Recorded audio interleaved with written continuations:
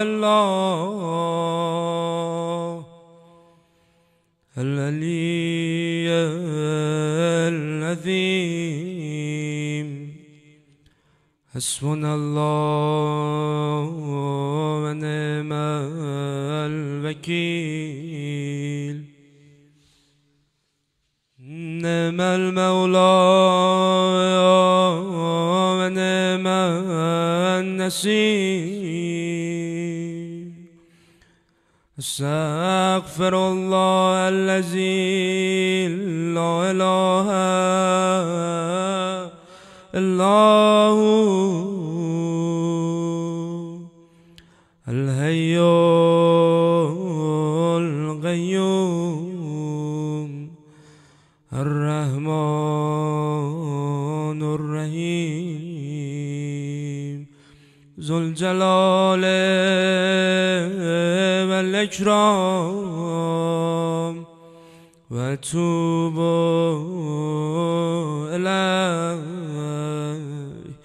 من جميع ظلمي وجرمي وإسرافي على نفسي وأتوب إليه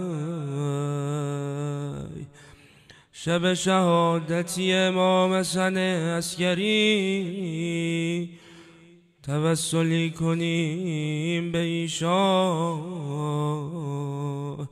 یا ابا محمد یا حسن ابن علی ایها الزکی العسکری یا ابن رسول الله یا حجت الله علی خلقه یا سیدنا و مولانا انا توجهنا و استشفعنا و توسلنا بك الى الله قدمناك بين يدي حاجاتنا يا وجيها عند الله اشفع لنا عند الله يا وجيها عند الله اشفع لنا عند الله امام زمان آقا جونم مهربونم امام زمان رو دعوت کنیم به این مجلس آقا جونم مهربونم کی میای دردت به جونم از خدا همیشه خواستم که بیای تا من جوونم آقا جونم زیارت عاشورا میخوانیم به نیابت از همه اونایی که بر گردن ما حق دارن قربتن الله السلام علیک یا ابا عبدالله السلام علیک یا ابن رسول الله السلام علیک یا ابن امیر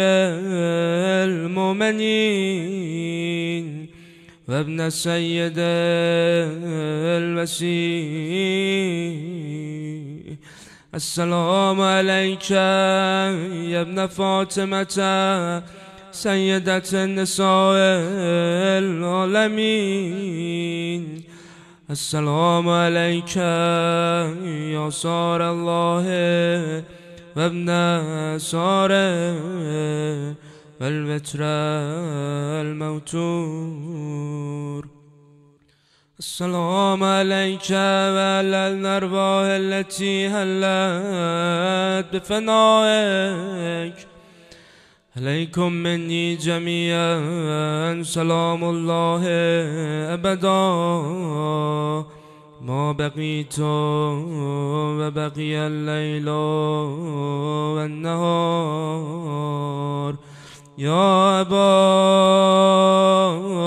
عبد الله، يا أبا عبد الله، يا أبا عبد الله، يا أبا عبد الله. لقد أزمت الرزية وجلت بعظمة المصيبة بك علينا وعلى جميع أهل الإسلام، وجلت بعظمت مصيبتك في السماوات على جميع أهل السماوات. فلعن الله أمة أسست أساس الظلم والجور عليكم أهل البيت. ولعن الله أمة دفعتكم عن مقامكم وأزالتكم عن مراتبكم التي رتبكم الله فيها. ولعن الله أمة قتلتكم.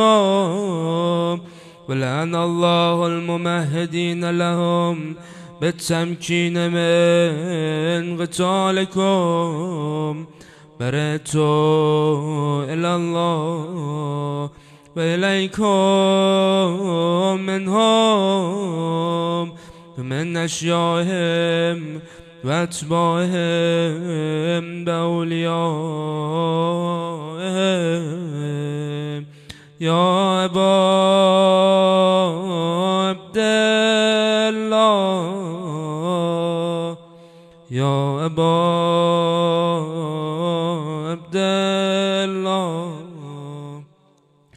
إني سلم لمن سالمكم وهرب لمن هاربكم إلى يوم القيامة. ولعن الله آل زياد وآل مروان. ولعن الله بني أمية قاتبة. ولعن الله ابن مرجان. ولعن الله عمر بن سعد. ولعن الله شمرا. ولعن الله أمة أسرجت والجمت وتنقبت لقتالك. بأبي أنت وأمي، بأبي أنت وأمي. لقد نزم مصابي بك فأسأل الله الذي يكرم مقامك وأكرمني بك أن يرزقني طلب صارك مع إمام منصور من أهل بيت محمد صلى الله عليه وآله. اللهم اجعلني عندك وجيها بالحسين عليه السلام في الدنيا والآخرة. يا أبا عبد الله،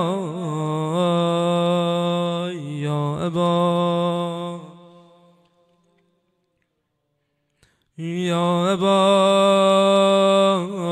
عبد الله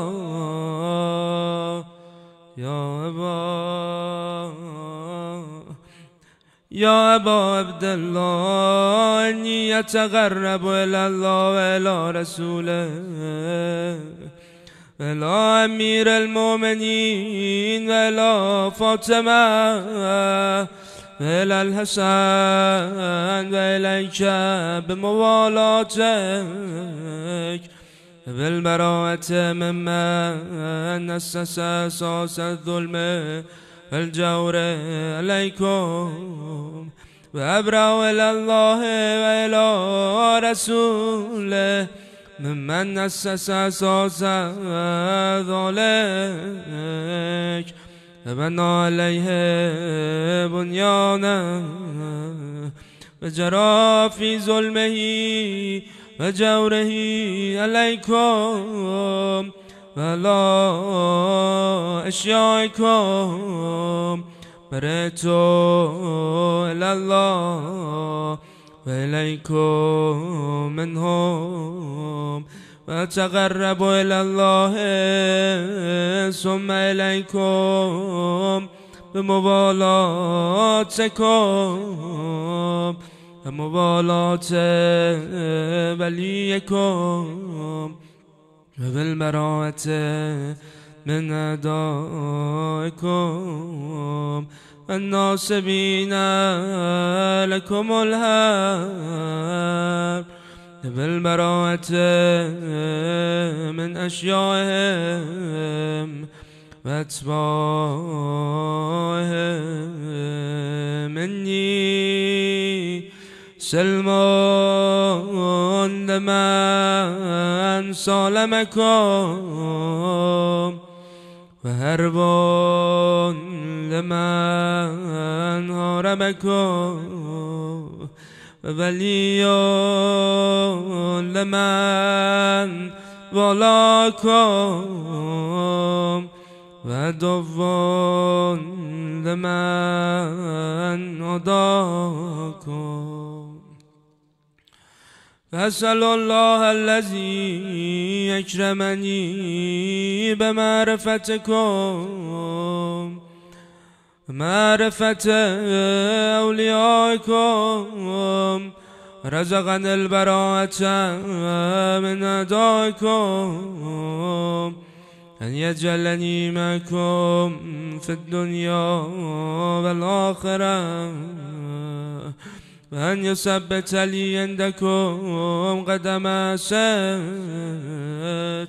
في الدنيا والآخرة وأسأله أن يبلغني المقام المحمود لكم عند الله وأن يرزقني طلب صاريكم مع إمام مهدي هدى ظاهرا ناطقا عند الحق منكم وأسأل الله بحقكم وبالشأن الذي لكم من أن يؤتيني بمصابي بكم أفضل ما يؤتي مصابا بمصيبته مصيبة ما أعظمها وأعظم رزيته في الإسلام وفي جميع السماوات والأرض. اللهم اجعلني في مقامي هذا ممن تناله منك صلوات ورحمة ومغفرة. اللهم اجعل محياي محيا محمد وآل محمد ومماتي ممات محمد وآل محمد. اللهم إن هذا يوم تبركت به بنو أمية وابن عاكلة الأكباد اللين ابن اللين على لسانك بلسان نبيك صلى الله عليه وآله في كل موطن وموقف وقف فيه نبيك صلى الله عليه وآله. اللهم لن أبا سفيان ومعاوية ويزيد ابن معاوية عليهم منك اللعنة أبد الآبدين. هذا يا منفرد به آل زياد وآل مروان بقتلهم الحسين صلوات الله عليه. اللهم فضاعف عليهم اللعنة منك والعذاب الأليم.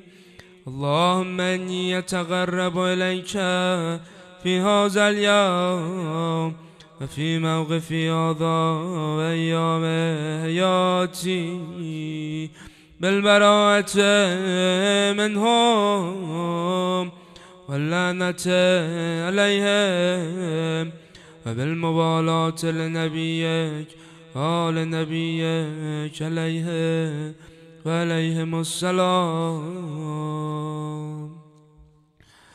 اللهم لن نبل ظالم ظلم حق محمد وآل محمد وآخر تابع له ولا ذلك.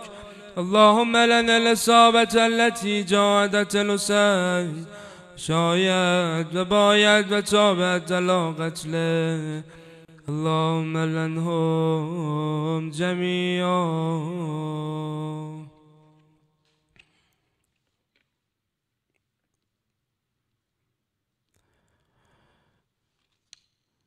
چشم سر رو ببند، چشم دل رو باز کن، خودتو مقابل حرم با صفای اربابمون ببین. سلام عرض کنیم خدمت ارباب. السلام علیک یا ابا عبدالله علی الارواح التي حلت بفنائك. علیک منی سلام الله ابدا ما بقیت و بقی اللیل و النهار ولا جعله الله آخر العهد مني لزيارتكم. السلام على الحسين وعلى علي بن الحسين وعلى أولاد الحسين وعلى أصحاب الحسين. اللهم خص أنت أول ظالم باللعن مني وابدأ به أولا ثم لن الثانية والثالثة والرابعة.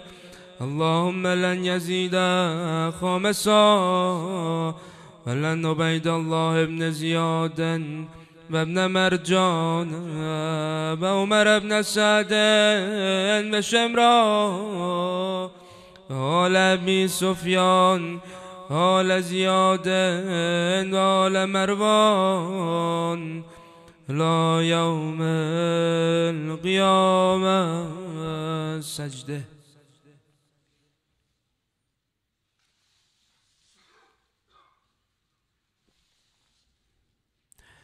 شکر خدا که بر درت آمده ایم، بهر رضای مادرت آمده ایم. بیا و حاجات ما را روا کن، کرب و بلا مدینه نصیب جمع ما کن. اللهم لك الحمد حمد الشاکرین، لك على مصابهم، الحمد لله على عظیم رضیتی، اللهم ارزقني شفاعة الحسين يوم الورود وثبت لي قدم السيد عندك مع الحسين أصحاب الحسين الذين بذلوا مهجهم دون الحسين عليه السلام. صلوات. اللهم صل على محمد.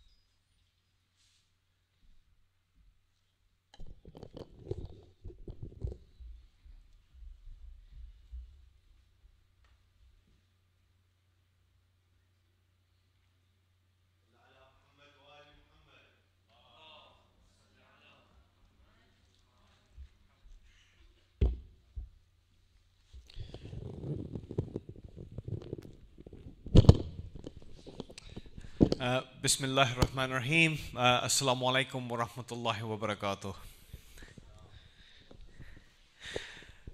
So I'll just introduce myself. So my name is Dr. Sarfraz Jarraj. I'm a clinical psychologist, so I work in the NHS part-time, and I'm a lecturer in psychology at the University of Surrey.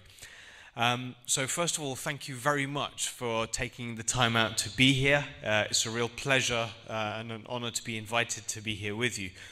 And given that you've sacrificed, this part of your Thursday evening to be here, it's only fair that we set something up so that you walk away with something. So my prayer, my dua, inshallah, is that there's something for you to take away from here. It might be new, it might be something you already knew that maybe you weren't putting into practice. So hopefully we can do that today. Now, as I stand here, I kind of feel there's a distance between us. So I'm wondering, should we get everyone to move their chairs and come closer towards the front? No, hold up. But before you act, that would be one option to reduce the distance between us. What would be the other option? For me to come closer, right? So I want us to bear this in mind, because as we go on, sometimes as we go through challenges and situations in life, we want everyone to change. The world needs to change. They need to do this differently. They need to do that differently. But sometimes the answer lies within us. And maybe there's something we need to do to bridge the gap between where the world is and where we want it to be. So, in terms of this next, I think approximately about 25 minutes, what do I want to try and cover? Do we have a clicker or anything? No? Yeah. What I'd like to go through is just trying to answer some of these questions. So what is mental health? It's been kind of a fashionable thing for a little while now. So some of you may well be quite familiar with this. But hopefully we'll try and reinforce your understanding and build on it. We'll look a little bit more specifically, because this session is part of a double header. So you're gonna see more of me next week if you decide to come back. So today we're going to be focusing more on depression. Next week we'll be looking at a number of other kind of mental health related issues. Then I guess, given that we're here in an Imam Bargad, we want to look at it from an Islamic perspective and maybe explore this question about, can a Muslim really be depressed? Can a practicing Muslim with Iman really be depressed? Shouldn't Iman be protecting us from all? So that'll be something that'll be really useful to kind of get your perspectives on. And then I guess maybe we'll wrap up with something that we can put into practice as we walk out of here, from tonight even, in terms of what can make us mentally healthier. Now, I wanted to couch all of this discussion in a little bit of context, again, relating to where we are. We're in a place where we've just heard, what did we just hear? Ziyarat Ashura. Yeah. What does Ziyarat Ashura do for you? This is going to have to be interactive. I'm not doing this all by myself. What does Ziyarat Ashura do? Spiritual, right. So there's something about our ruh that's just been fed. It's just been nourished. Now, our ruh is an entity that responds to spirituality, to spiritual nourishment. But does it respond to things in the emotional realm, in the cognitive realm, in terms of our thoughts, in the physical realm? Does it?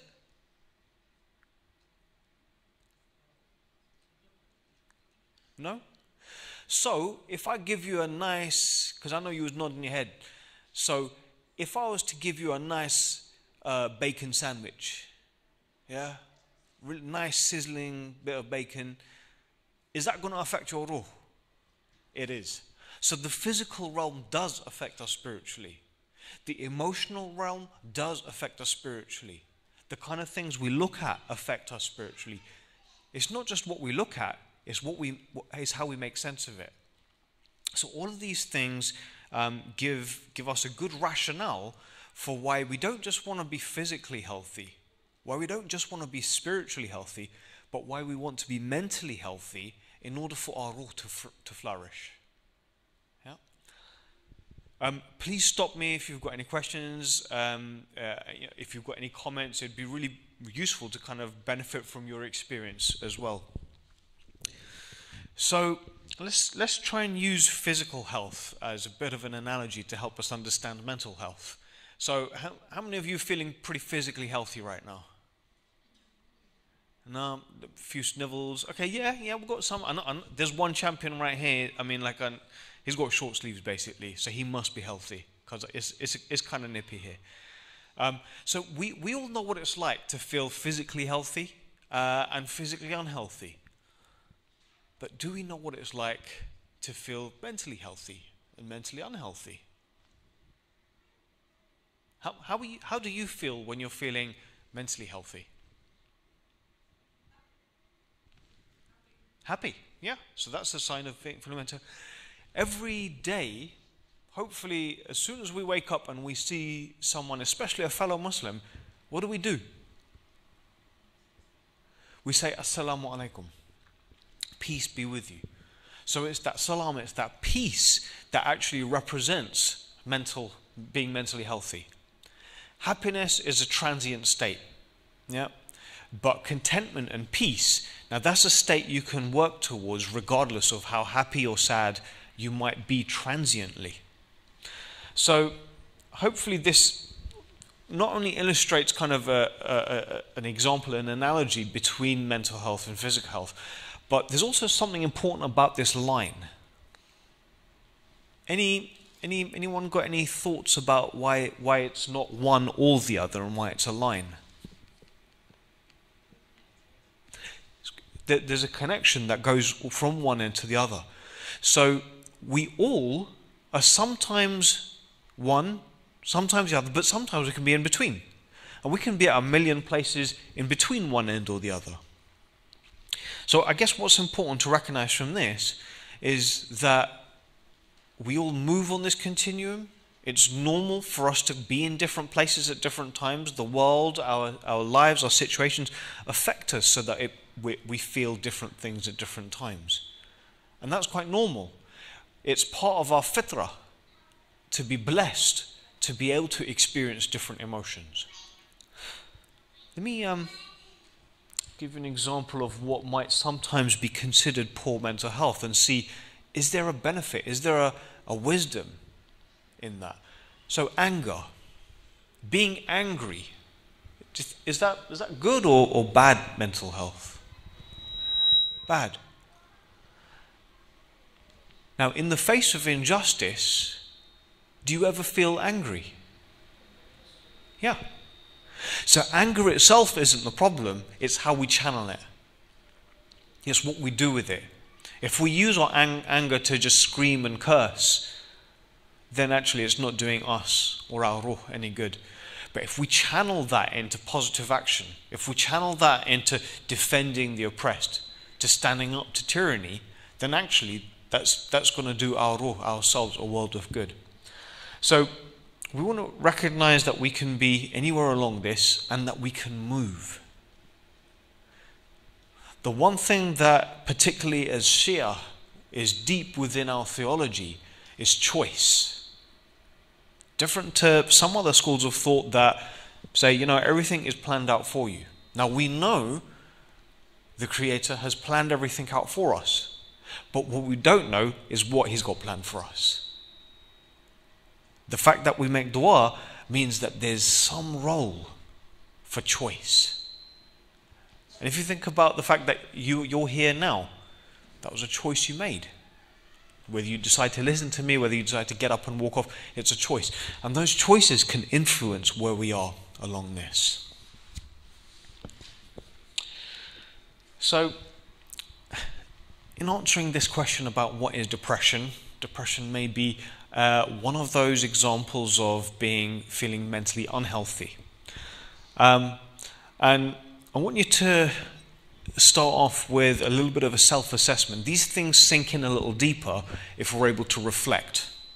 So ask yourself, in terms of your mood, how are you feeling right now?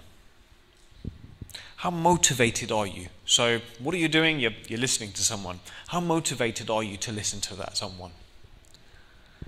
Are you really interested? Yeah? Now, you could be listening to the same lecture on another day, but your level of interest might vary. So this is just one indicator of that mood part that helps us understand where depression is. And when we're feeling more depressed, guess what happens to your motivation? Slow. You don't want to do anything. Yeah? The things that normally you feel interested in, that you enjoy, they're just not doing it for you anymore. Physically, you might just not be bothered to eat. Or, actually, you just be eating loads and loads and loads. A lot more than usual. Noticing that belt's getting a little tighter. Sleep. Might be sleeping too much. Or, the opposite, just can't get to sleep. Just lying there. Why can't I get to sleep? Why can't I get to sleep? Thoughts going round and round and round. And energy. Even if I do sleep, well, I have to sleep 14 hours, I still get up, I'm still tired. So I'm just putting these up for you to reflect on where you are now, because inshallah, if you've slept well, that's a blessing. That's a blessing of positive, of a healthy mental state. And if you're not, that gives you one indicator. That doesn't mean that you're depressed, but it just gives you an indicator that, you know what, maybe this part isn't going as well as it could do. What goes on in my mind? The kind of things you think about. How negative is the things you're thinking about?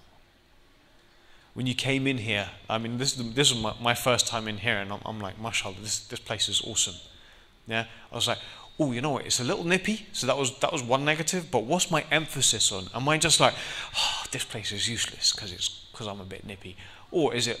Okay, it's nippy, but you know what? It's beautiful. It's got this history. It's got this atmosphere. The people are so like not falling asleep just yet. There's interest, there's passion for people who are here, and this place has incredible potential. So when I look around, what do I see? See, our brains are set up to do two things.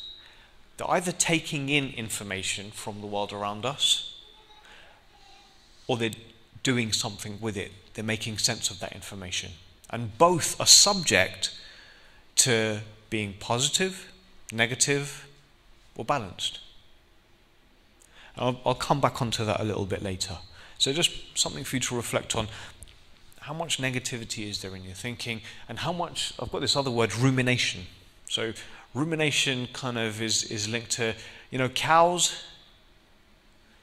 Everyone know cows here? Yeah, I know we're all urbanites, but milk does come from somewhere. So cows, they'll chew the grass, they'll go down, but but it don't stay down, it comes back up. And it comes down, and it goes back up. They keep doing this as part of the digestion. Now for them it's healthy. When it comes to negative thoughts, they go away, but they come back. They come back. We go round and round and round. And that can be really corrosive, and I would say it's almost the equivalent of being poisonous. Negative thoughts just going round and round and round. This is something you might notice in yourself. This is something you might notice along with these other things happening in other people. People that you love. Depression. We all feel sad, don't we? Hands up if you never feel sad. Okay, I need to do it the other way around to make sure you get exercise. Hands up if you do feel sad. Right? Again, this is part of our fitrah. Yeah? There's one dude here who does not feel sad, but we'll have a word later. So it's part of our fitrah. It's a natural emotion. It's actually a blessing. When you recite Ziyat Ashura and you understand the pain that the Ahlul Bayt were put through, naturally you're going to feel sad. So what's the difference between feeling sad and feeling depressed? Well, two key differences for us to keep in mind, because I think where mental health is becoming a bit more kind of well understood, we want to be careful about getting our balance of it clear as well. And that the moment you feel sad, you don't start thinking, hey, am I depressed? The moment I'm feeling a little bit shaky, hey, do I have anxiety? We want to try and get the balance right. With feeling down, if it's lasting for now days, it's taking over most of my day. I'm feeling it most days of the week. This is now spilling over it, not just a couple of days or a couple of weeks. This is going on and on. Now I'm starting to get a bit of an indication that actually maybe this is more depression. This isn't just kind of sadness or disappointment. And it feels intense. Yeah? Some people might experience it in terms of any of these symptoms at a high level of intensity. Feeling so upset you might become tearful in private, or you might even not become tearful, you just become numb. And it's starting to affect what I'm doing on my day-to-day basis. It's starting to affect my relationships. It's starting to affect my ability to study or get to work. Or just being able to kind of look after myself. Yeah? Just being able to kind of shower regularly, brush my teeth, do my hair, etc. Having done this self-assessment, this isn't something I want you to share. I just want you to hold it in mind, because if you're not experiencing much of these, you need to say, Alhamdulillah, that it's a blessing that I'm not experiencing these. And if you're experiencing some of these, then actually there's something for us to look forward to now in terms of what we might be able to do to help. Many of these you might not recognize it in yourself, but you might, if you look closely enough, see it in someone around you. Depression is known to affect 1 in 5 people at some point through their lifetime. That's a huge number. That's probably about at least 6 people here, maybe 7 people. So when we're feeling this way, we might mask it very well, but there may come a day when all is done and you're raised from the dead and you'll be asked, you know, did you look out for your fellow brother and sister? Although they were masking it, if you really loved your fellow Muslim brother or sister, your fellow human, were you looking out for their distress? Were you supporting them? We'll come back onto that. So, I think I've gone over this, so we'll skip this. Right. Now, can a Muslim be depressed? You need to help me out here. You can. Okay. I'm starting to have a bit of a problem with that. Well, surely if my iman is strong, then nothing can touch me. Is that not right? Yeah. So if a Muslim has true iman, he shouldn't get depressed, right? Sorry? To a certain extent. So your iman can play a protective role. Anything else to it? Any other thoughts? Brothers, you need to step up your game. The sisters are running this.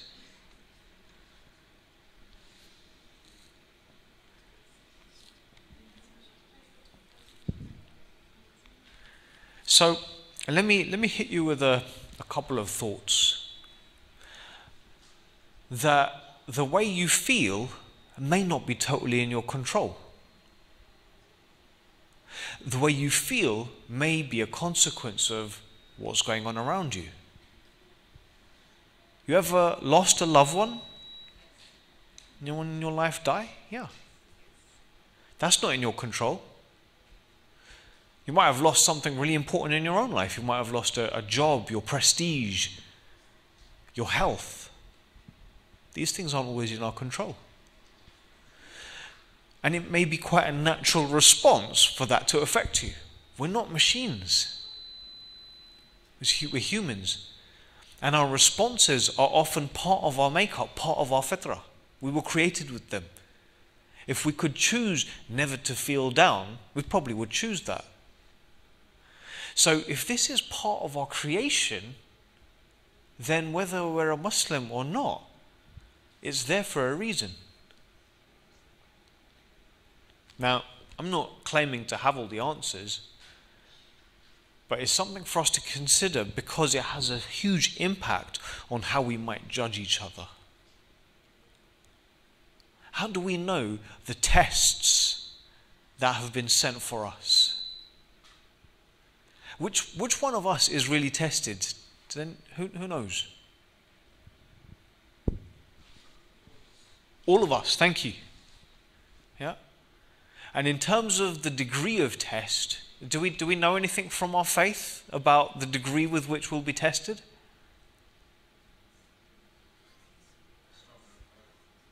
Yeah, those with the biggest shoulders, those blessed with iman, those who are close to Allah subhanahu wa ta'ala, those that Allah subhanahu wa ta'ala loves will be tested. That's what we know. How we're tested, we don't know. But who's to say that we won't be tested with our wealth, with our family, with our health? And when it comes to health, who's to say that that testing of our health has to be physically? Why might it not be emotionally or mentally? And if that test has come from the Creator, then who are we to judge to say this person has a choice and they should or shouldn't feel this way? However, a test comes with an ability to respond. Allah subhanahu wa ta'ala doesn't test us with a burden that we can't bear. We are blessed with the tools to deal with the burden, with the strength to bear that burden.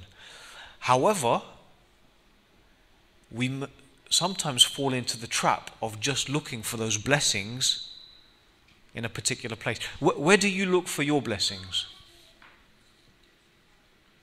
Sorry? In family? Friends? In our success? We often locate the blessings within us. I should be strong enough to deal with this. But just as has been mentioned, sometimes our strength is around us.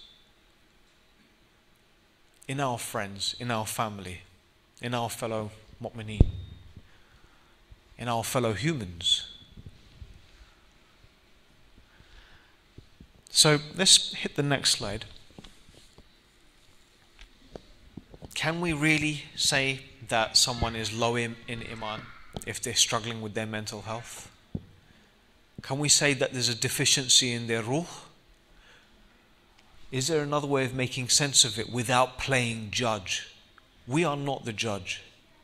There's only one judge. And if there is only one judge, they're not just looking at the person who's struggling, they're looking at everyone around them. What are you doing to help? What are you doing that's maybe even making it worse? Sometimes there can be a stigma that, this person's struggling because of their sins. How do you know? Who's making the judgment? And if you're going to play judge, surely you're competing with the real judge.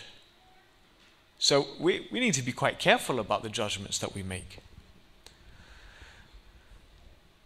Every emotion is theorized, and I'm just talking from sort of psychological theory, to have a function. So fear, what might the function of fear be?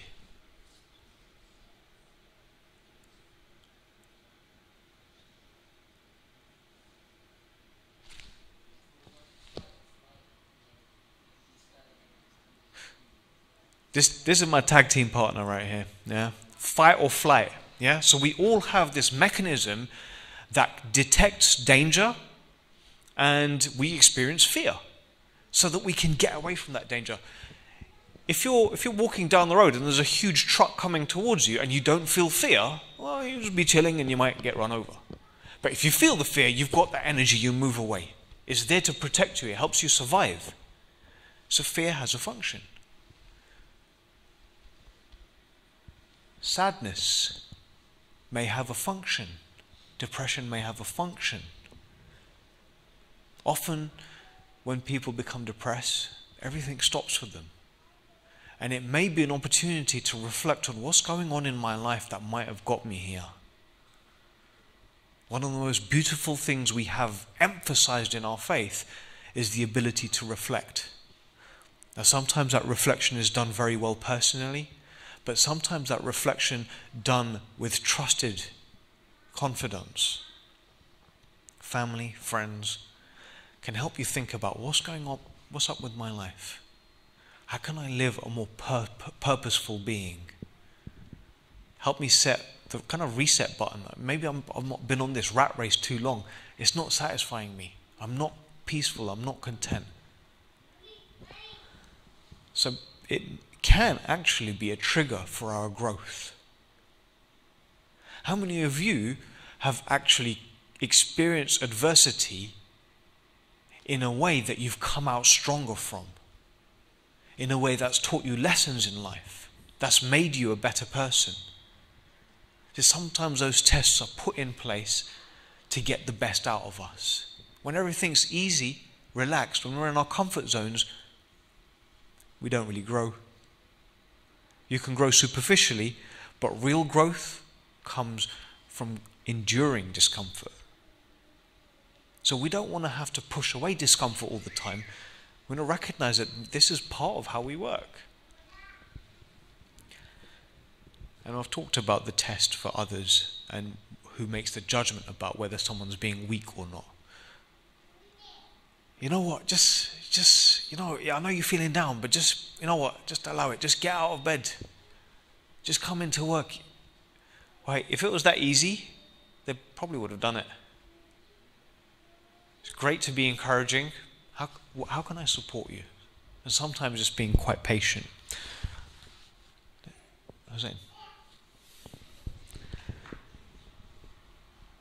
Hussein, by the way, my hypothesis, positive thinking, is that he's making notes on this. So, like I said, no one actually chooses to experience that level of emotional pain. No one chooses to think negatively all the time. Yeah?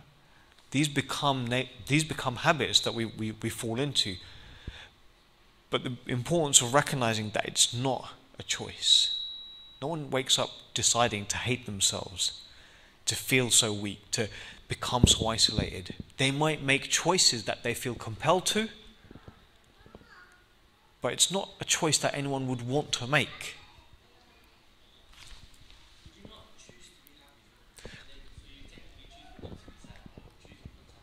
Yeah. You could choose to be happy, so let's all just choose to be happy.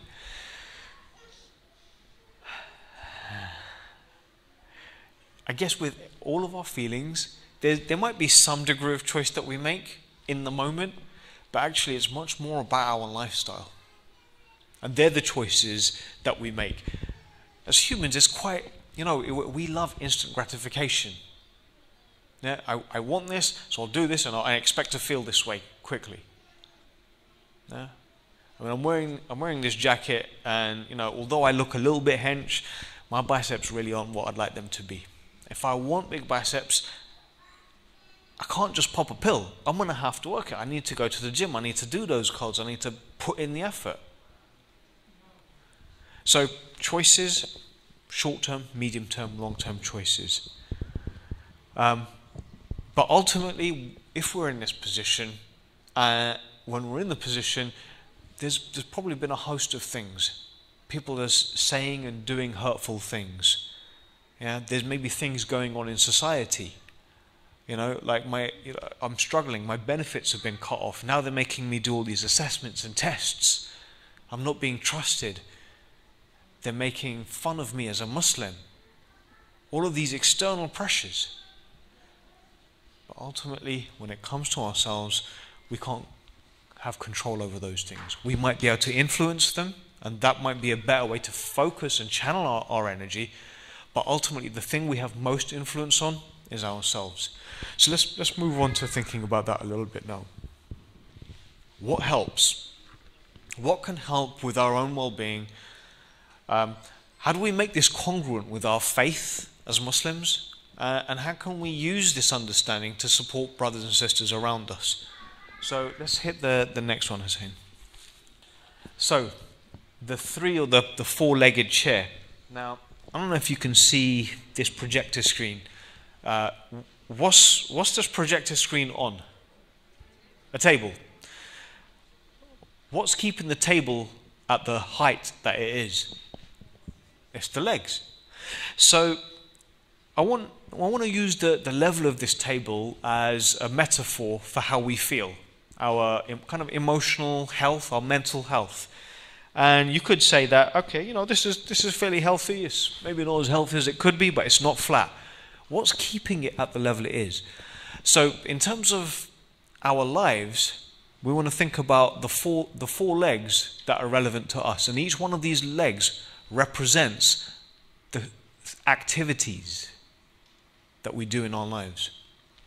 The first leg is the things that we do that give us a sense of achievement. Anyone share an example of something that gives you a sense of achievement? Sorry? Getting a high grade, yeah? So maybe studying or just working. And I can't emphasize this enough. 9/10 of ibadah is earning a halal living. Yeah? There's something deeply spiritual about that. So the things that we do. Now, earning a halal living, for me, in my stage of life, might be going to work. But for someone else, it might be studying. For someone else, it's raising a family. So we all have the scope, the opportunity to do it in our own ways. So we need to be doing something every day that gives us a sense of achievement. The second leg, connection. We weren't created to be sitting in a cave by ourselves somewhere. We were created as social beings. Now sometimes it can feel difficult to want to socialize, to want to say hi to people, to mix with them, to be in their company. But it's fundamental, and my prediction would be, each and every one of you here, if I put you in solitary confinement for a week, guess how you're going to feel? Down, depressed. You might enjoy it for the first day, have a bit of me time, but it's part of our fitrah, it's our need to be with others. So having that opportunity to connect. The third leg, enjoyment. Doing things that we enjoy. Anyone share an example of something that they enjoy doing? Sports. Yeah? And this can, I think, and certainly in my experience, can be maybe a bit more of a taboo in kind of our communities. What do you mean enjoyment? You should be doing something constructive. Now, if normally I'd try and role play it a bit, but this looks like it's quite expensive, so I don't want to risk it. If we had this achievement leg and we were doing lots and lots of achievement and it was getting higher and higher and higher, what would happen to the table? it becomes unstable. So we need to be doing something. And our faith allows us so much in terms of what we can do to have fun. So we don't want to neglect that as an opportunity and as a blessing. And I guess you could, because we've got 4 legs on this table, you could have the last leg, which you could say, making sure we're doing things that feed us, that nourish us spiritually. So what kind of things do you do that give you spiritual nourishment? Salah, yeah? Now, you can pray Salah like and walk away and you're not feeling no different. Yeah, you just feel like ticked, one off the list. Or you can engage with it in a way that really does feed you spiritually. Now, Salah is often quoted as one of the things we do, inshallah, 5 times a day that feed us spiritually, that actually contribute to the stability of our mental health. But what about playing sports? Is playing sports spiritual? Glory, glory, Man United. Is that spiritual? So, I guess whether it's that, whether it's the connections we have when we're having dinner with our family, is that spiritual? When I'm at work, I'm marking assignments, is that spiritual? See, the thing is, all of these things depends on our niyyah. What am I going into it with? Before I step on the football pitch, what if I said Bismillahir Rahmanir Rahim and reminded myself of the mannerisms, the sportsmanship, the competitiveness that I'll engage with? What if when I'm at my dinner table with my family, rather than just like, don't eat that piece of meat, bruv, that's mine. Save me that chicken wing. What if we said Bismillahir Rahmanir Rahim, conscious that we're in the presence of Allah subhanahu wa ta'ala? How would that affect our behavior? When I'm marking those assignments, I like this student, I'm going to mark them up a bit. This student's annoyed me. They were rude to me last time, I'll mark them down a bit. If I said Bismillah ar-Rahman ar-Rahim, would I be aware of my ethics? And so we don't have to break it down into a separate leg for spirituality. You don't just have to rely on Salah for spirituality, but each and everything we do can be spiritual. Now, we're only human, and that level of spiritual intensity varies. And sometimes we can feel like giving up. I'm not feeling it today. But that's fine. Continue to make the niyyah. And when you take one step towards your Creator, what happens? Persistence. It comes with persistence that your Lord who loves you will take steps towards you. So, just real quick now, I'm going to wrap up in a few minutes. In terms of the balance, today, what did you do that gave you a sense of achievement that you could make more spiritual? Who did you connect with today? What did you do that was enjoyable today? What did you do that was purely focused on spirituality? And how can you make everything you do spiritual? Whether you're in the hippodrome, whether you're at work, whether you're at home, at school, wherever. And are you getting those done in balance? Who is it you haven't spoken to in a while? That you really love and they love you? It's creating that bit of time and space. So, physical health. Are we eating what's halal? That's going to have an impact on our spiritual well-being and our mental well-being. And I guess we're talking about eating the right amounts as well. And eating the right kind of things. So, I'm not here to talk to you about diet, but I think you'll get the idea. What about using my body? My body is a blessing. How am I using it? Am I using it to its potential? I've got muscles. How many of you know how many muscles you've got? And of all those muscles that you've got, how many are you actually using? Now you might find out if you just spent 5 minutes just stretching every day. But as you stretch, you're getting exercise, which helps stimulate appetite, which helps healthy sleep, and all the while you're grateful for every muscle that you've got, so you've got gratitude. And making sure you rest adequately. What drives you? Now, you can see I'm a fan of BMWs, but that's not really what I'm talking about. What do you wake up to live for? Are you just going round in a circle? Home to school, to dinner, to home, to school, to dinner, to work? Or actually, is there something else? If I can borrow on a friend here, Hussein. My man gets to work, and he's driven by the community. He's here putting his energies in. He's getting that one hand out. He's waiting to hear where's that other hand coming back to hear that clap. He's driven. Yeah, and in your own ways, you need to be clear about what's driving you, because when you've got something to live for, then you're less vulnerable to depression. And I'm just going to end by sharing this story of Viktor Frankl. So, Viktor Frankl was a psychiatrist in Vienna in the 40s, and he was running a successful practice. He used to work in the local hospital, and he just got a nice bit of post because he was writing a book. So this is the first manuscript before publication. Abrupt knock at the door while he's having breakfast. He gets a rifle pointed in his face. He said, "You've got 2 minutes to get everything that's valuable to you in the back of this truck.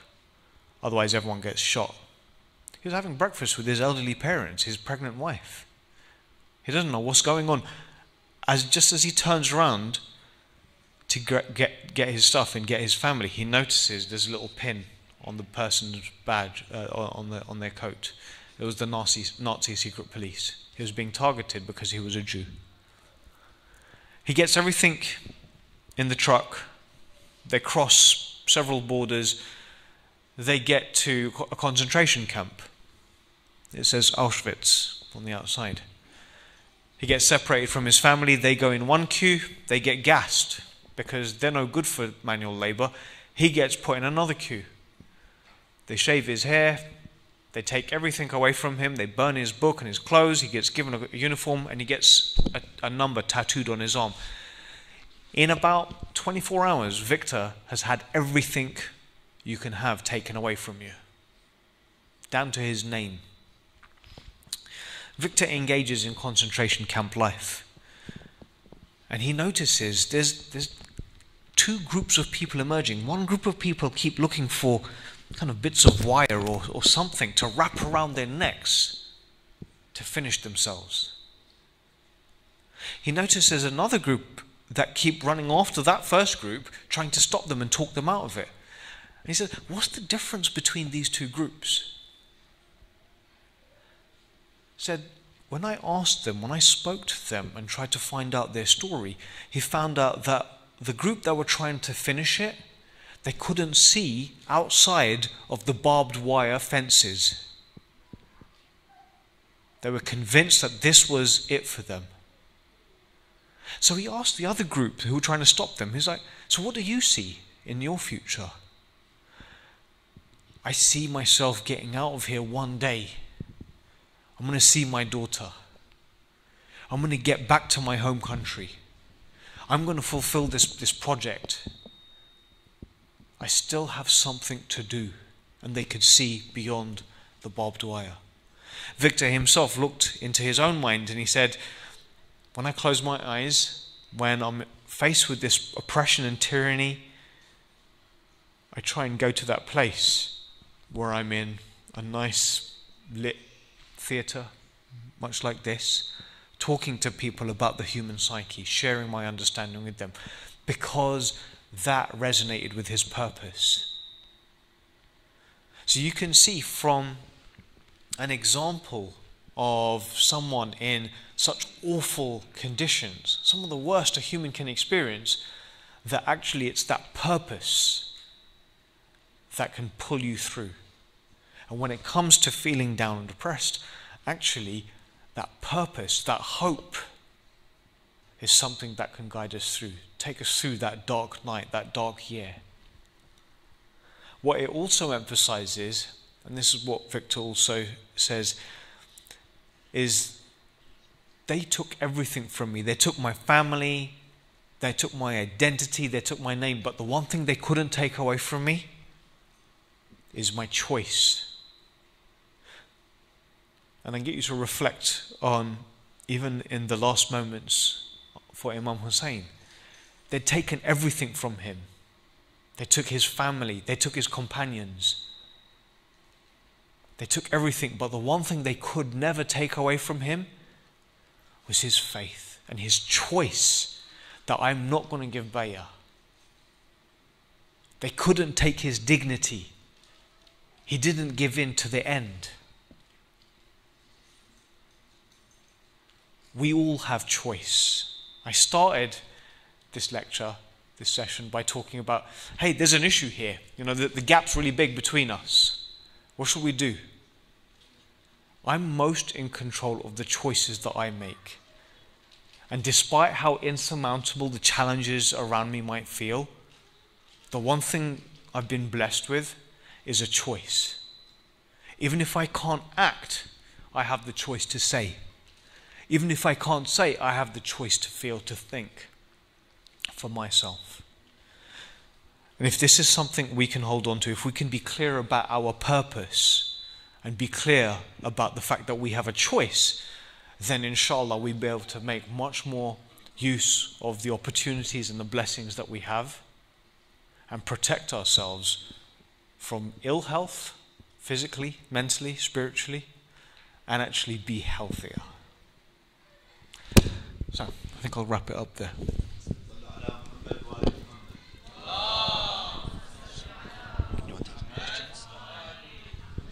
Is there any questions for the doctor? There's a mic there for the sisters. I think the brothers have a loud enough voice. So if there's any questions, please go ahead. The mic's there.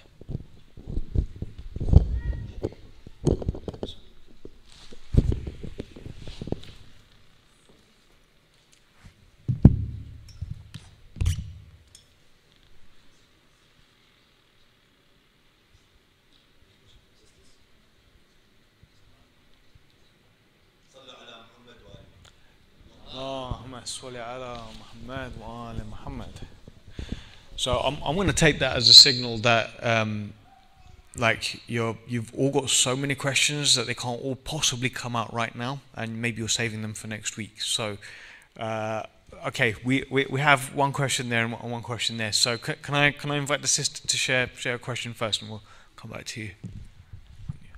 First of all, thank you for coming today. And my question is, you know how you said some people can mask that depression?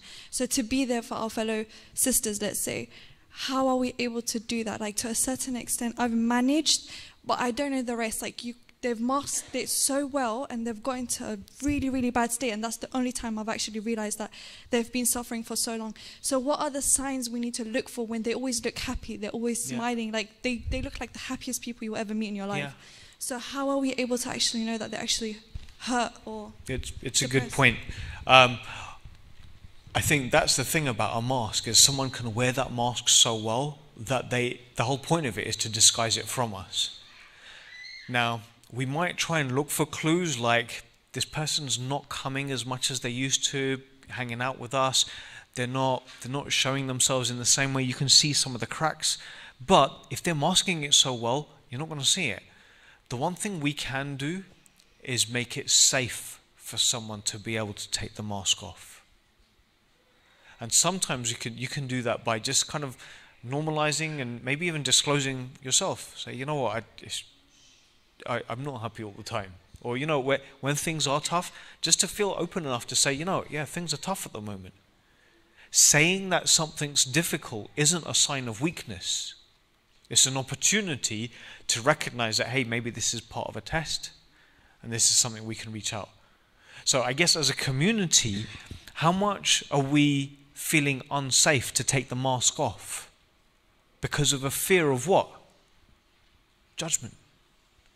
You're weak. So I guess this is an endeavor for us as a community. to be able to say, you know, it's okay to talk about it. Rather talk about it and get some help and support early than it deteriorates further and further where it's much more intractable. Brother there?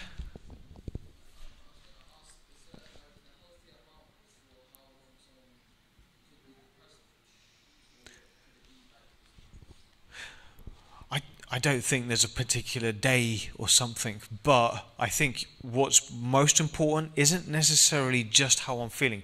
So for example, Arba'in, you know, from the 1st of Muharram all the way through, we carry that sadness in our hearts. But does it stop me from serving my family? Does it stop me from going out and earning halal living? And that's what we want to think about. You know, you have a death in the family. You know, take a few days off. You know, allow yourself to come to terms with the sadness, mourn. But if you recognize, hang on, yes, it's been a couple of weeks and maybe stretching into a few months now, then that's where you might want to think, there's a bit more to this. And if I've tried to use all my resources and dua, see, one of the things about dua is, so Allah subhanahu wa ta'ala will answer your dua when you start helping yourself. Why should you say, okay, do it, and then it's done? No. Make that dua, make your efforts, and reach out to the blessings not just within you, but around you. Talk to people that you trust. And for all of us, make it easy for others to talk to us, to make ourselves trustworthy. Isn't this the sign of a spiritual, a wholesome Muslim community where we feel that we've got that trust in each other, that we're not going to judge each other? And it's not just about putting your hand in each other's pocket to take out a bit of money. It's about to put your hand into each other's pocket for a bit of warmth, for a bit of company. Thanks. Brother back there. Have a question?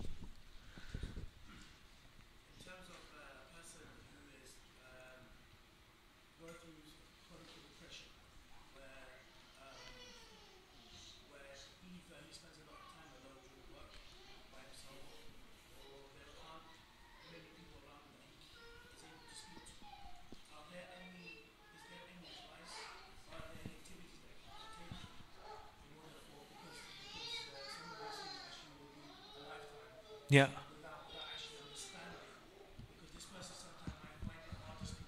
Yeah.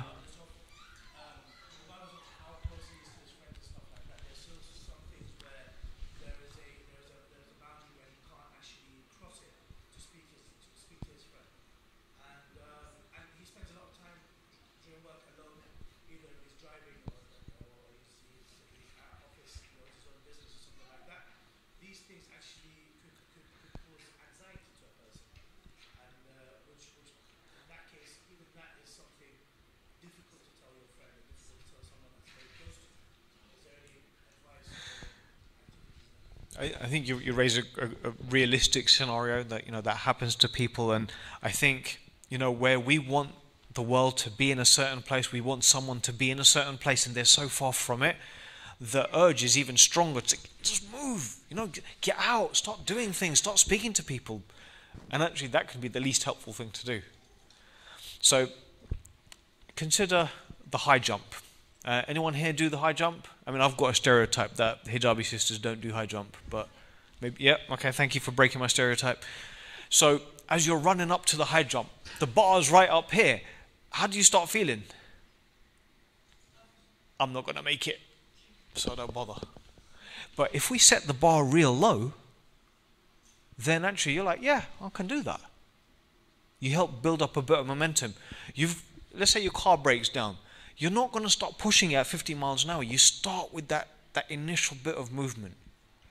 So set the bar really low. And the best way you can do that is filling your heart with compassion. And one of the things I always try and do, I don't know if this is copying a little bit from the Christian tradition. You see on the back of their cars, what would Jesus do? What would Rasulullah sallallahu alaihi wasallam do in this situation? If he was with a friend, if he was with someone that really wasn't doing much, would he just try and yank them out, or would he be gentle with them? be loving with them, patient with them, one small step at a time. I'll give you one follow-up and then I'll come back to this sister.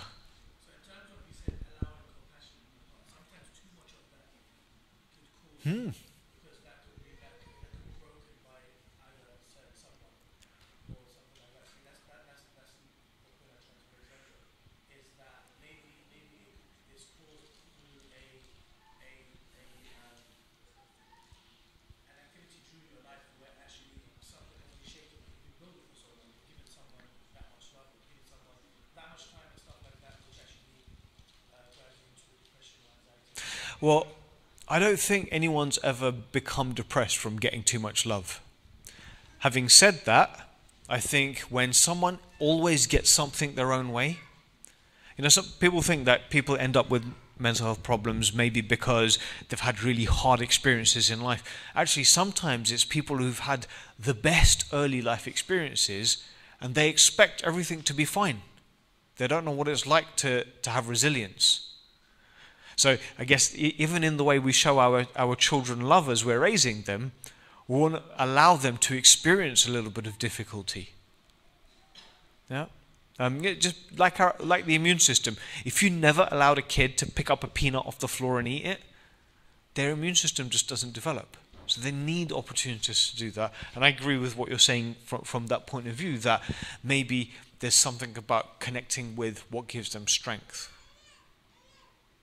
And one of the best things is gradual exposure. I know it's hard for you to come out, but the nicey thing will just be, okay, if it's hard, then don't worry, don't come out. But actually, you know, what if we just go out for a little bit and I'll come with you? Maybe we won't even go all the way. And you know what, if you want to turn back, we'll turn back. But at least it's got the person going in the right direction. It's getting the ball rolling. Sister? So if you have a mental health condition and say like on a daily basis you're dealing with triggers that make your mental health worse, like a particular situation, maybe even like an individual, what can a person do to kind of like confront that trigger without kind of it breaking them, basically? It's a tough one, and especially in our relationships. Sometimes our relationships and sometimes the people we love most can be the most painful. Yeah, and it might not necessarily be someone that we love, but I'm just saying it's often the case. And so our desire is always, if only they stop doing that, if only they stop triggering me, then I'd be okay. Now, if I keep trying to make them change in that way, depending on the state of my heart, depending on where my ruh is, it's going to affect my behavior. Depending on my intention, if I want them to change for me, it might pollute the effectiveness with which I can actually influence them. If I was to say, Bismillah ar-Rahman ar-Rahim, my interaction with you, my attempt to influence you isn't for the sake of me, it's for the sake of Allah subhanahu wa ta'ala. It might put a slight twist on how I do it. But this isn't transactional either. If I'm truly doing something to try and enhance someone, I'm not doing it because I want it just to be better for me. That might be a bonus. But if it helps them get closer to their Creator, then actually I'm sitting here with less expectation. We're human, of course we're going to have expectation. But ultimately, we have most control over ourselves. So sometimes, you know, you can influence the person who's calling you a stupid Muslim Paki every day, your neighbor, as much as you want, but they're not going to change their mind. So what do? Well, then it's about how I'm making sense of it. It is going to be distressing. It is going to trigger me. It is going to make me feel sad. And I'm not saying that actually we're going to be able to stop that. But if we can turn the volume down on it by saying, you know what, what's the hikmah in this? Why is this happening? How is this linking to my purpose? Each and every one of you are sitting in Golders Green right now in 2018. Why was your ruh put in your body right now, in the circumstances you're in? There's a purpose. And if we can tap into that, it might help us make better sense of our suffering. Suffering in and of itself isn't the challenge. It's how we deal with that suffering. Now, we don't want to give up, and I'm not saying you give up changing the world around you. Inshallah, when Imam Mahdi comes, he's not going to be like, you know what, well, let's just cope with the world around us. He's going to be out to change the world, to bring justice. But it will come through internal revolutions. So that would be my invitation to you, is don't give up on changing the world around you. But remember, you're not in control of the world around you. There's only Allah subhanahu wa ta'ala is in control. You're just judged for the efforts that you make in trying to do that with the right intention, and saying, if that's going to happen, how am I going to make sense of this? Does it have to mean something negative about me that actually brings me into a spiral? Or actually, is this part of my test? I think we're going to have to wrap it up there because of time. But I just want to appreciate all your questions. Please forgive me if I've said something that hasn't been useful. If it's helpful, please feel free to catch me at the end for a quick word.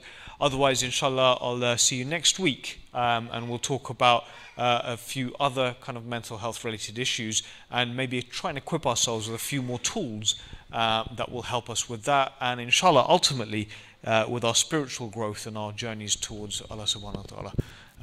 Muhammad wa ala Muhammad salawat.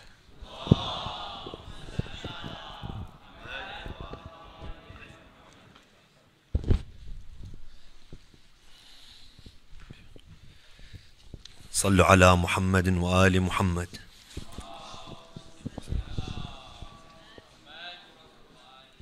Inshallah, we'll begin Dua Kumail recited by Brother Rasool. Then we'll conclude the program. صلوا على محمد وآل محمد.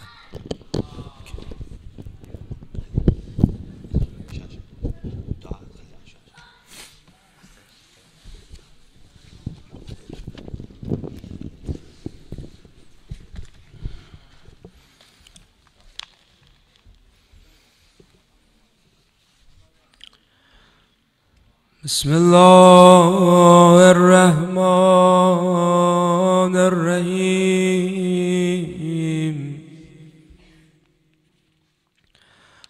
اللهم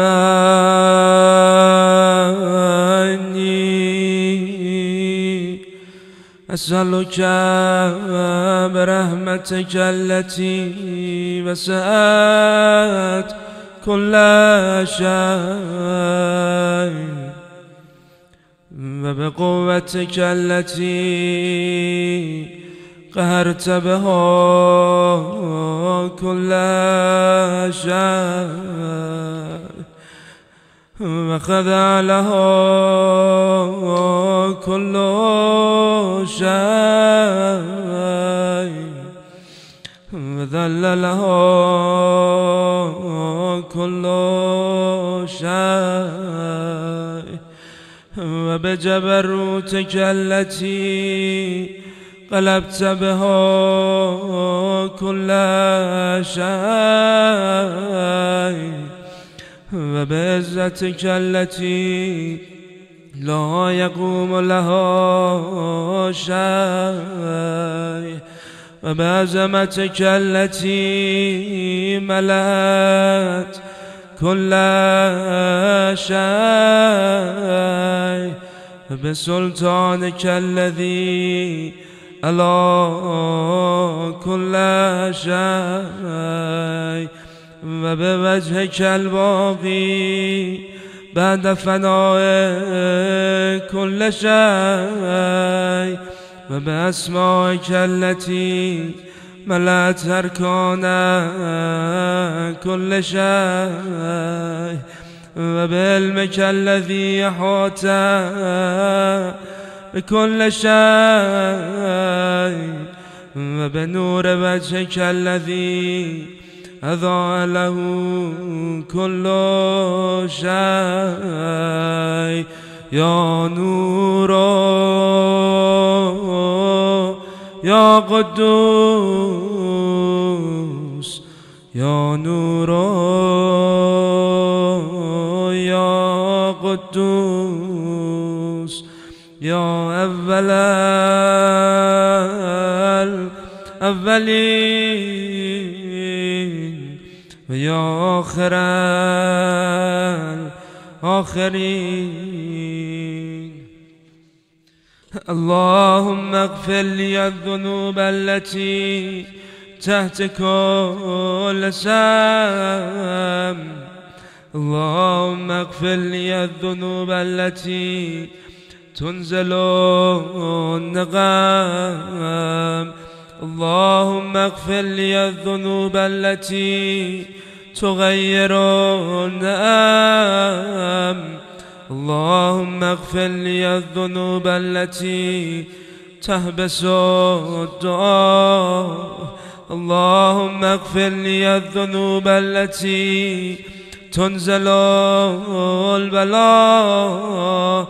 اللهم اغفر لي كل ذنب أذنبته وكل خطيئة أخطأته.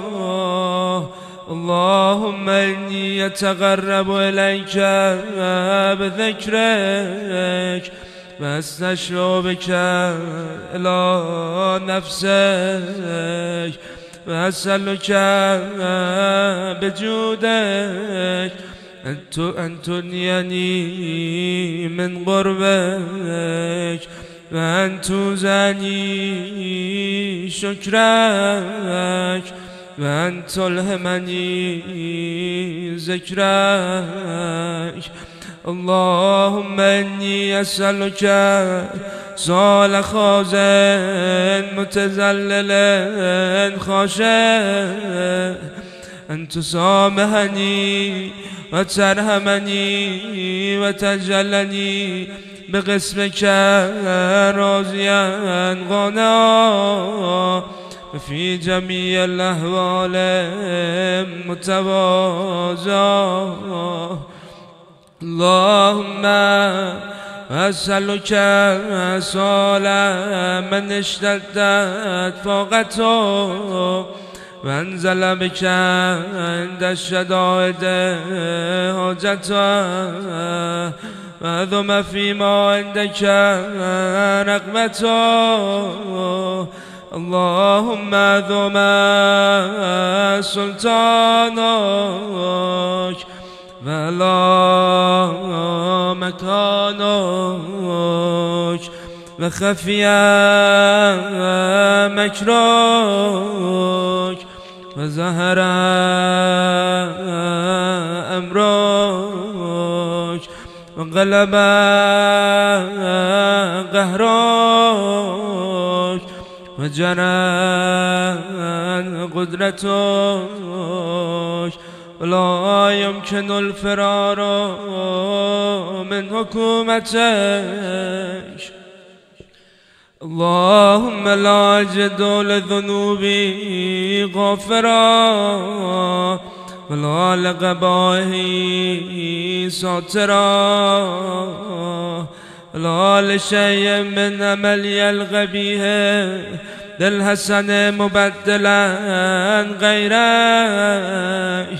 لا إله إلا أنت سبحانك وبحمدك ظلمت نفسي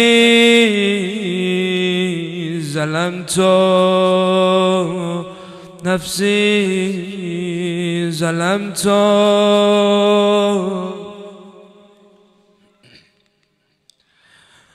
وتجانت بجهلي وسكنت إلى قديم ذكرك لي ومنك علي.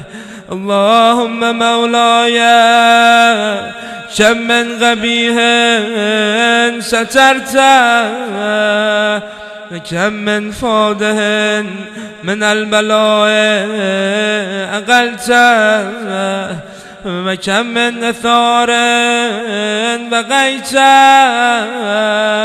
وكم من مكروه دفعته وكم من ثناء جميل لست أهلا له نشرته اللهم أعظم بلائي وأفرت بي سؤالي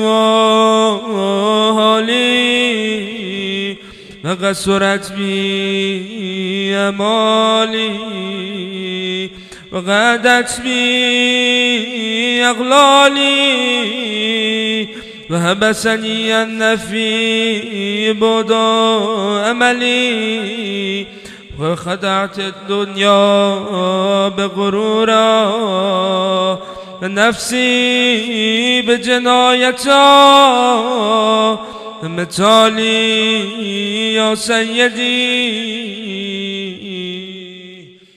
يا سيدي فأسألك بعزتك الله يحجب عنك دعائي سوء أملي وفعالي ولا تفزحني بخفية ما اطلعت عليه من سري ولا تعجلني بالعقوبة على ما عملت في خلواتي من سوء فعلي وإساءتي ودوام تفريطي وجهالتي وكثرة شهواتي وغفلتي وكن اللهم بعزتك لي في كل الأحوال رؤوفا لا في جميع الأمور أتوفا إلهي وربي من لي غيرك إلهي وربي من لي غيرك إلهي وربي من لي غيرك أسأله كشف ضري النظر في أمري إلهي ومولاي أجريت على حكم اتبعت في هوى نفسي ولم أهترس فيه من تزيين عدوي فغرني بما أهوى وأسده على ذلك الغضاء فتجاوزت بما جرى علي من ذلك بعد حدودك خالفت بعد أوامرك فلك الحجة علي في جميع ذلك لا حجة لي فيما جرى علي فيه قضاك ألزمني حكمك وبلاك وقد أتيتك يا إلهي بعد تقصيري وإسرافي على نفسي معتذرا نادما منكسرا مستقيلا مستغفرا منيبا مغرا مزنا معترفا لا أجد مفرا مما كان مني ولا مفزا أتوجه إليه في أمري غير قبولك أذري وإدخالك إياي في سعة رحمتك اللهم فاقبل عذري وارحم شدة ذري وفكني من شد وثاقي يا رب ارحم ضعف بدني يا رب ارحم ضعف بدني يا رب ارحم ضعف بدني ورقة جلدي ودقة أذمي يا من بدأ خلقي وذكري وتربيتي وبري وتغذيتي هبني لابتداء كرمك وسالف برك بي يا إلهي وسيدي وربي أتراك مؤذبي بنارك بعد توحيدك وبعد من تبع عليه قلبي من معرفتك والهجام به لساني من ذكرك واعتقده ضميري من حبك وبعد صدق اعترافي ودعائي خاضع لربوبيتك هيهات أنت أكرم من أن تزيى من ربيت أو تبعد من آديت أو تبعد من أدنيت أو تشرد من آويت أو تسلم إلى البلاء من شفيته ورحمت وليت شعري يا سيدي وإلهي ومولاي أتسلط النار على وجوه خرت لعظمتك ساجدا ولا ألسن نطقت بتوحيدك صادقا وبشكرك مادها ولا قلوب اعترفت بإلهيتك محققا ولا ضمائر هبت من العلم بك حتى صارت خاشعة ولا جوارها ست إلى أوطان تعبدك طاعة وشارت باستغفارك مذعنا ما هكذا الظن بك ولا أخبرنا بفضلك يا كريم يا رب يا كريم يا رب يا كريم يا رب يا كريم وأنت تعلم ضعفي قليلا من بلاء الدنيا وعقوباتها وما يجري فيها من المكاره على أهلها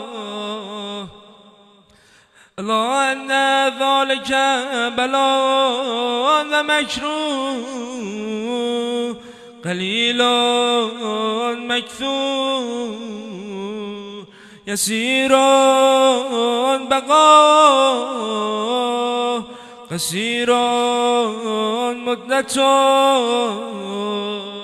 فكيف احتمالي لبلاء الآخرة وجليل وقوع المكاره فيها وهو بلاء تطول مدته ويدوم مقامه ولا يخفف عن أهله لأنه لا يكون إلا عن غضبك وانتقامك وسخطك وهذا ما لا تقوم له السماوات والأرض يا سيدي فكيف بي وأنا عبدك الضعيف الذليل الحقير المسكين المستكين يا إلهي وربي وسيدي ومولاي لأي الأمور إليك أشكو ولما منها أذج وأبكي لا لي من العذاب وشدة أملة للبلاء ومدة فلئن سيرتني للعقوبات ما دعيك وجمعت بيني وبين أهل بلائك وفرقت بيني وبين أحبائك وأوليائك فهبني يا إلهي وسيدي ومولاي وربي صبرت على عذابك فكيف أصبر على فراقك فهبني يا إلهي صبرت على هر نارك فكيف أصبر عن النظر إلى كرامتك أم كيف أسكن في النار ورجائي أفواج فبعزتك يا سيدي ومولاي أقسم صادقا لئن تركتني ناطقا لزجن إليك بين أهلا زجيج العاملين ولا أصرخن إليك صراخ المستصرخين ولا أبكين عليك بكاء الفاقدين ولا أنادينك أين كنت يا ولي المؤمنين يا غاية آمال العارفين يا غياث المستغيثين يا غياث المستغيثين يا غياث المستغيثين يا غياث المستغيثين يا حبيب قلوب الصادقين يا إله العالمين افتراک سبحانک یا الهی و بحمدک تسمع فیها صوت عبد مسلم سجن فيها بمخالفة وذاقت عذابها بمعصية وحبس بين أسباغها بجرمه وجريرته وهو يزج إليك زجيجا مؤمل لرحمتك ويناديك بلسان أهل توحيدك ويتوسل إليك بربوبيتك يا مولاي فكيف يبقى في العذاب وهو يرجو ما سلف من هلمك أم كيف تعلمه النار وهو يعمل فضلك ورحمتك أم كيف يهرقه لهيبه وأنت تسمع صوته فترى مكانا أم كيف يشتمل عليه زفيرها وأنت تعلم ضعفا أم كيف يتقلقل بين أسباغه وأنت تعلم صدقه أم كيف تزجره زبانيته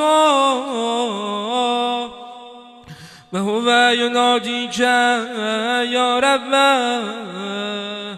أم كيف يرجو فضلك في إتقه منها فتتركه فيها هيهات ما ذلك الظن بك ولا المعروف من فضلك لا مشبه لما عملت به الموحدين من برك وإحساني فباليقين أقطع لولا ما حكمت به من تعظيم جاهديك وقضيت به من إخلاد معانديك لجعلت النار كلها بردا وسلاما وما كانت لهد فيها مقرا ولا مقاما لكنك تقدست اسماك أقسمت أن تملأها من الكافرين من الجنة والناس أجمعين وأن تخلد فيها المعاندين وأن تجلى ثناك قلت مبتدا وتتولت بالأنعام متكرما فمن كان مؤمنا كمن كان فاسقا لا يستوون إلهي وسيدي فأسألك بالقدرة التي قدرتها وبالغزية التي أتمتها وأكمتها وغلبت من عليه أجريتها أن تحب لي في هذه الليلة في هذه الساعة كل جرم أجرمت وكل ذنب أذنبت وكل قبيح أسررت وكل جهل أملت كتمت أو أعلنت أخفيت أو أظهرت وكل سيئة أمرت بإثباتها الكرام الكاتبين الذين وكلتهم بحفظ ما يكون مني وجعلتهم شهودا الأيام جواري كنت أنت الرقيب علي من برائهم الشاهد لما خفي عنهم وبرحمتك أخفيته وبفضلك سترته وأن توفر حظي من كل خير أنزلته أو إحسان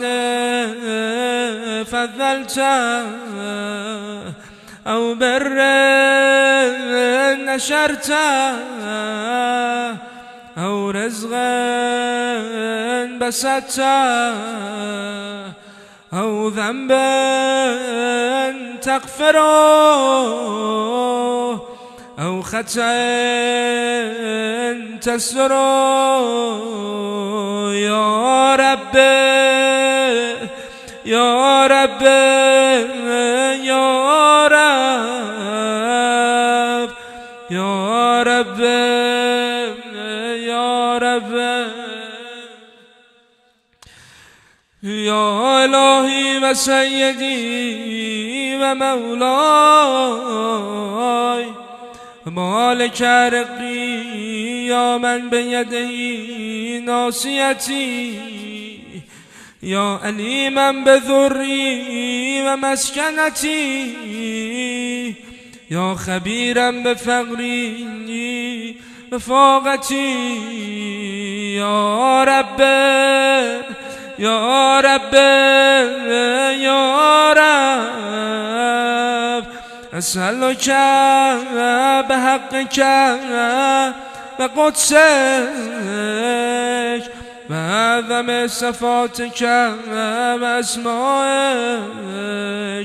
أن تجعل أوقاتي من الليل والنهار بذكرك مأمورا بخدمتك موصولا وأعمالي عندك مقبولا حتى تكون أعمالي وأورادي كلها بردا واحدا وحالي في خدمتك سرمدا يا سيدي يا من عليه مؤولي يا من عليه شكوت أحوالي يا رب يا رب يا رب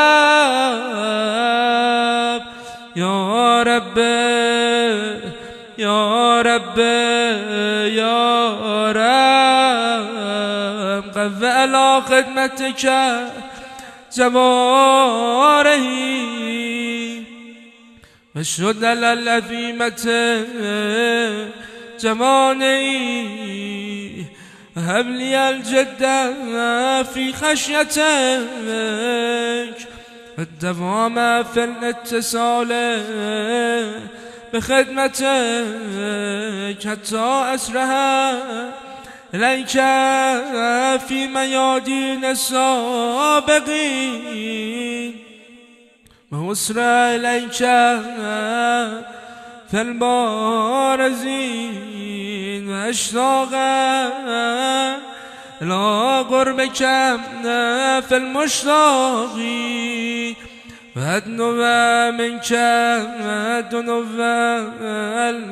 المخلصين وأخافك مخافة المغنين وأجتمع في جوارك مع المؤمنين.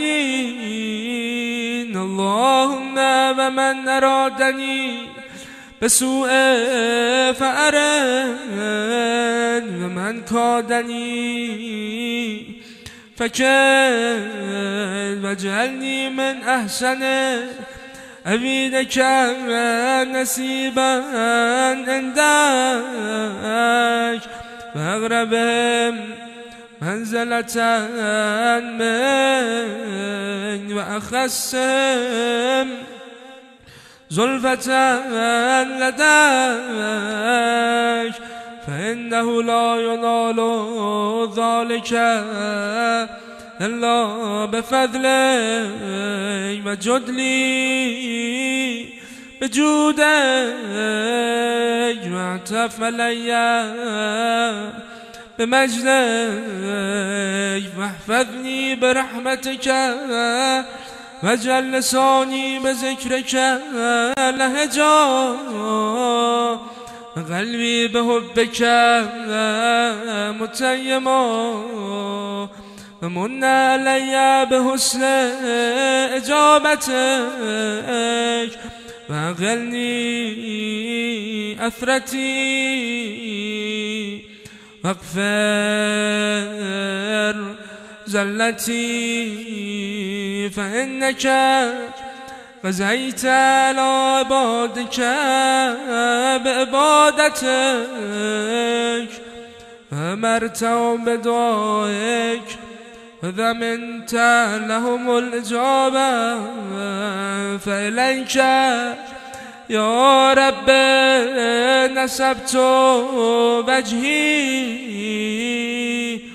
وإليك يا رب مددت يدي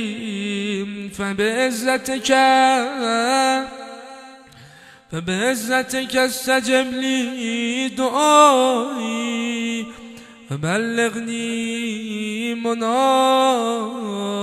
ولا تقطع من فضلك رجائي واكفني شر الجن والإنس من أعدائي يا سريع الرضا يا سريع الرضا يا سريع الرضا يا سريع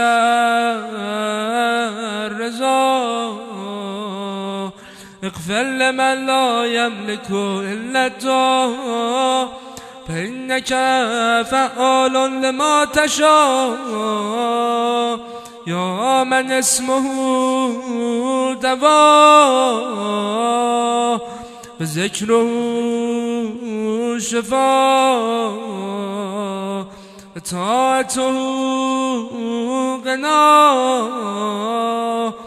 ارحم من رأس مال الرجاء وسلام البكاء يا سابقا نعم يا دافعا النقم يا نور المستوحشين في الظلام يا لمن لا يعلم صلى على محمد وآل محمد وفعل بما أنت أهله وصلى الله على رسوله وعلى أئمة الميامين من آله وسلم تسليما كثيرا.